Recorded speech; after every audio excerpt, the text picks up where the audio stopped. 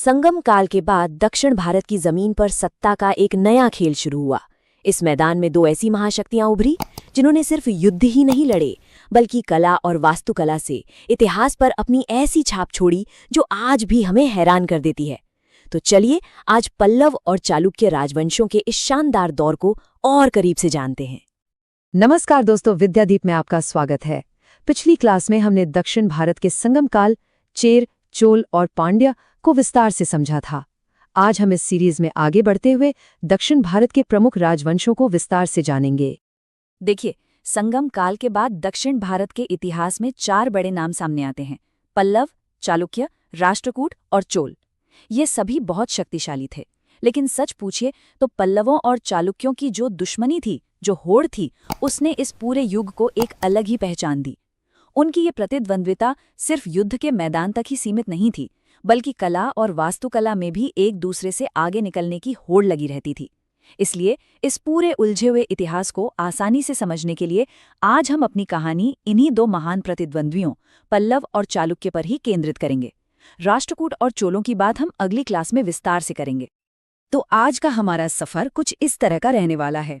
हम सबसे पहले दक्षिण भारत के प्रमुख राजवंशों का एक छोटा सा परिचय लेंगे। फिर हम पल्लव वंश के उत्थान और उनके शानदार स्वर्ण युग की कहानी जानेंगे। इसके बाद हम उनके सबसे बड़े प्रतिद्वंदी यानी चालुक्य वंश और उनकी अलग अलग शाखाओं को समझेंगे। और आखिर में हम देखेंगे कि इन महान राजवंशों का पतन कैसे हुआ और वो अपने पीछे क्या विरासत छोड़ गए। तो हमारी कहानी शुरू होती है पल्लव वंश से। सोचिए, लगभग 300 से भी ज्यादा सालों तक आज के तमिलनाडु और उसके आसपास के आंध्र प्रदेश के इलाकों पर इनका राज रहा। इन्होंने एक ऐसा साम्राज्य बनाया जो सिर्फ अपनी सैन्य ताकत के लिए ही नहीं बल्कि अपनी अद्भुत कला, शानदार मंदिरों और संस्कृति के लिए भी जाना गया। चलिए, पल्लवों के बारे में कुछ बुनियादी बातें जान लेते हैं जो बहुत जरूरी हैं। इस महान वंश की नींव रखी थी सिंह विष्णु ने। उन्होंने अपनी राजधानी कांचीपुरम को बनाया, जो सिर्फ एक प्रशासनिक केंद्र नहीं थी बल्कि उस जमाने में ज्ञान, साहित्य और कला का एक बहुत बड़ा हब बन गई थी। राजकाज और साहित्य के लिए संस्कृत भाषा का इस्तेमाल होता था और ज्यादातर पल्लव राजा या तो भगवान विष्णु के उपासक थे यानी वैष्णव, या फिर भगवान शिव की उपासना करते थे यानी शैव। तो अब मिलते हैं संस्थापक सिंह विष्णु से। वो सिर्फ एक राजा नहीं थे बल्कि एक एम्पायर बिल्डर थे। उन्होंने उस समय की बड़ी ताकतों चेर, चोल और पांड्यों सबको हराकर पल्लव साम्राज्य की सीमाओं को कावेरी नदी तक फैला दिया। वो भगवान विष्णु के बहुत बड़े भक्त थे और असल में उन्होंने ही पल्लवों को दक्षिण की एक बड़ी शक्ति के रूप में स्थापित किया। सिंह विष्णु सिर्फ एक योद्धा ही नहीं थे बल्कि कला के भी बहुत बड़े संरक्षक थे। उनके दरबार की शान थे महान लेखक भारवी, जिनकी रचना किरातार्जुनीयम आज भी संस्कृत साहित्य का एक अनमोल हीरा मानी जाती है। ये महाकाव्य अर्जुन और भगवान शिव के बीच हुए युद्ध का वर्णन करता है। इतना ही नहीं, महाबलीपुरम का प्रसिद्ध वराह मंदिर भी उन्हीं के शासनकाल की देन है, जो पल्लव वास्तुकला की भव्य शुरुआत का प्रतीक है। सिंह विष्णु के बाद गद्दी पर बैठे उनके बेटे महेंद्र वर्मन प्रथम। ये एक ऐसे राजा थे जिनकी तलवार से ज्यादा दिलचस्पी कला, संगीत और साहित्य में थी। वो खुद एक बेहतरीन कवि, नाटककार और संगीतकार थे। और एक दिलचस्प बात यह है कि अपने जीवन की शुरुआत में वे जैन धर्म को मानते थे, जो उस समय के लिए एक काफी अलग बात थी। महेंद्र वर्मन की सबसे मशहूर देन है उनका लिखा हुआ नाटक मतविलास प्रहसन, जो उस समय के समाज और धार्मिक पाखंड पर एक जबरदस्त व्यंग्य था। ये रचना इतनी महत्वपूर्ण है कि इसका जिक्र आज भी होता है। बाद में उनके जीवन में एक बहुत बड़ा बदलाव आया जब वे महान तमिल संत अप्पार से मिले और उनके प्रभाव में आकर उन्होंने जैन धर्म छोड़कर शैव धर्म अपना लिया। लेकिन महेंद्र वर्मन का ये शांत और कलात्मक शासनकाल हमेशा ऐसा नहीं रहा। उत्तर से एक बहुत बड़ी चुनौती आई, चालुक्य राजा पुलकेशिन द्वितीय के रूप में। उन्होंने पल्लव साम्राज्य पर हमला किया और महेंद्र वर्मन को एक निर्णायक युद्ध में हरा दिया। ये सिर्फ एक हार नहीं थी, ये दक्षिण भारत की 2 सबसे बड़ी ताकतों के बीच उस ऐतिहासिक दुश्मनी की शुरुआत थी जो अगली कई पीढ़ियों तक चलने वाली थी। महेंद्र वर्मन की हार के बावजूद पल्लव वंश कमजोर नहीं पड़ा, बल्कि इसके बाद तो उनका स्वर्ण युग आया, जिसका श्रेय 2 महान शासकों को जाता है, नरसिंह वर्मन प्रथम और नरसिंह वर्मन द्वितीय। चलिए अब इन दोनों के बारे में जानते हैं जिन्होंने पल्लव शक्ति को उसके शिखर पर पहुंचाया। महेंद्र वर्मन के बेटे नरसिंह वर्मन प्रथम अपने पिता की हार का बदला लेने के इरादे से ही गद्दी पर बैठे थे। उन्हें पल्लव वंश का सबसे ताकतवर और महान राजा माना जाता है। उन्होंने एक विशाल सेना तैयार की और चालुक्यों पर हमला कर दिया। उन्होंने न सिर्फ पुलकेशिन द्वितीय को युद्ध में हराया बल्कि उसकी राजधानी वातापी को भी जीत लिया और उसे तहस नहस कर दिया। इसी शानदार जीत के बाद उन्होंने वातापी कौंड यानी वातापी का विजेता का खिताब हासिल किया। लेकिन उनकी विरासत सिर्फ युद्ध तक सीमित नहीं थी। उन्होंने ही महाबलीपुरम के उन मशहूर रथ मंदिरों को बनवाया जिन्हें एक ही चट्टान को तराश कर बनाया गया है और जो आज यूनेस्को की विश्व धरोहर हैं। यहाँ एक बहुत ही आम कंफ्यूजन होता है जिसे ये स्लाइड बिल्कुल साफ कर देती है। पल्लव वास्तुकला की दो सबसे शानदार कृतियां हैं महाबलीपुरम के रथ मंदिर और कांची का कैलाशनाथ मंदिर। अक्सर लोग इन दोनों के निर्माताओं को लेकर कंफ्यूज हो जाते हैं। तो याद रखिए, रथ मंदिरों का निर्माण नरसिंह वर्मन प्रथम ने करवाया था, जो एक महान योद्धा थे, जबकि कैलाशनाथ मंदिर का निर्माण नरसिंह वर्मन द्वितीय ने करवाया था, जिनका शासनकाल शांति के लिए जाना जाता है। ये अंतर याद रखना बहुत जरूरी है। नरसिंह वर्मन प्रथम के बाद आए नरसिंह वर्मन द्वितीय, जिनका दौर शांति और कला के लिए जाना जाता है। उनके समय में चालुक्यों के साथ लड़ाई झगड़ा लगभग थम सा गया था। उन्होंने अपनी ऊर्जा युद्ध में नहीं बल्कि निर्माण में लगाई। उन्होंने कांची में भव्य कैलाशनाथ मंदिर बनवाया, जो राज सिद्धेश्वर मंदिर के नाम से भी प्रसिद्ध है। ये मंदिर द्रविड़ शैली की वास्तुकला का एक शुरुआती और शानदार नमूना है। उनके दरबार में संस्कृत के महान कवि दंडिन भी थे, जिनकी रचना दशकुमार चरित बहुत प्रसिद्ध है। अच्छा, तो पल्लवों को समझने के बाद अब उनके सबसे बड़े प्रतिद्वंदियों यानी चालुक्य वंश की ओर बढ़ते हैं।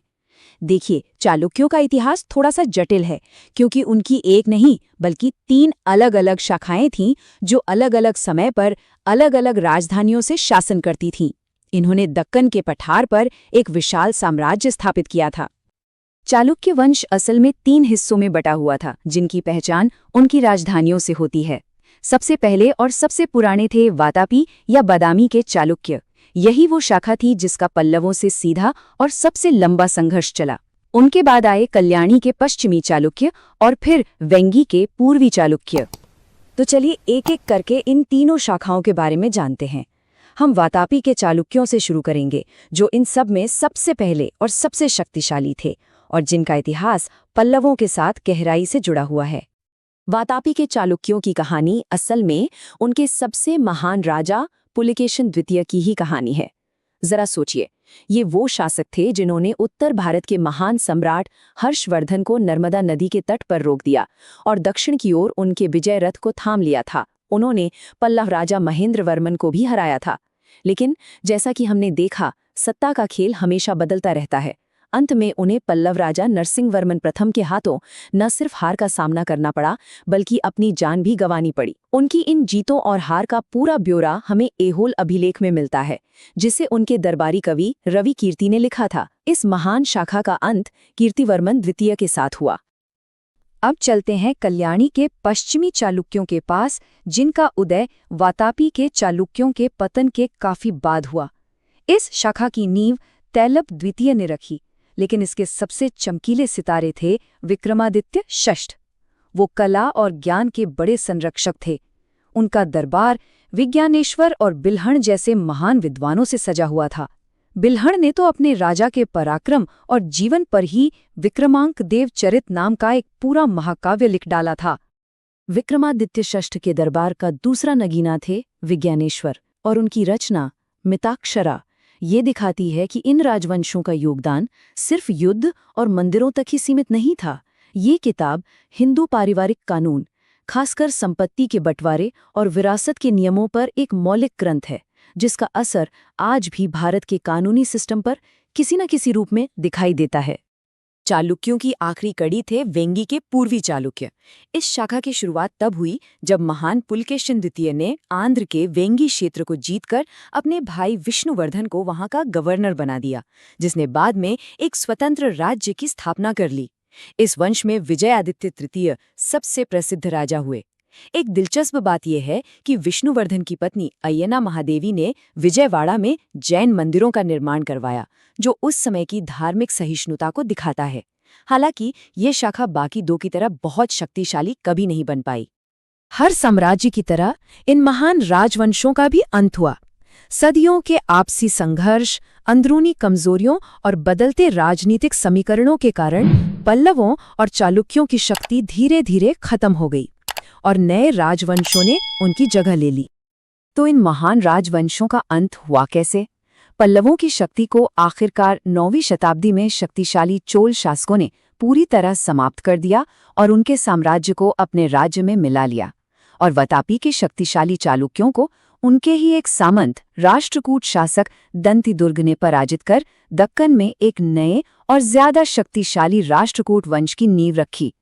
इस तरह दक्षिण भारत के इतिहास का एक सुनहरा अध्याय खत्म हुआ और नए खिलाड़ियों ने मंच पर कदम रखा। तो ये थी पल्लवों और चालुक्यों की कहानी। एक कहानी दुश्मनी की और उससे भी बढ़कर निर्माण और सृजन की। उनके साम्राज्य तो खत्म हो गए, लेकिन उनकी विरासत आज भी पत्थर में जिंदा है। महाबलीपुरम के रथ मंदिर, कांची का कैलाशनाथ मंदिर और वातापी ऐहोल के गुफा मंदिर, ये सब आज भी उनकी महानता की गवाही देते हैं। अब सवाल ये उठता है कि इन दोनों में से किसकी कलात्मक विरासत आज हमें सबसे ज्यादा प्रभावित करती है? इसी प्रकार की उपयोगी वीडियो देखने के लिए जुड़े रहिए विद्यादीप के साथ। दोस्तों, अगली क्लास में हम दक्षिण भारत के इतिहास के अगले चरण को विस्तार से समझेंगे।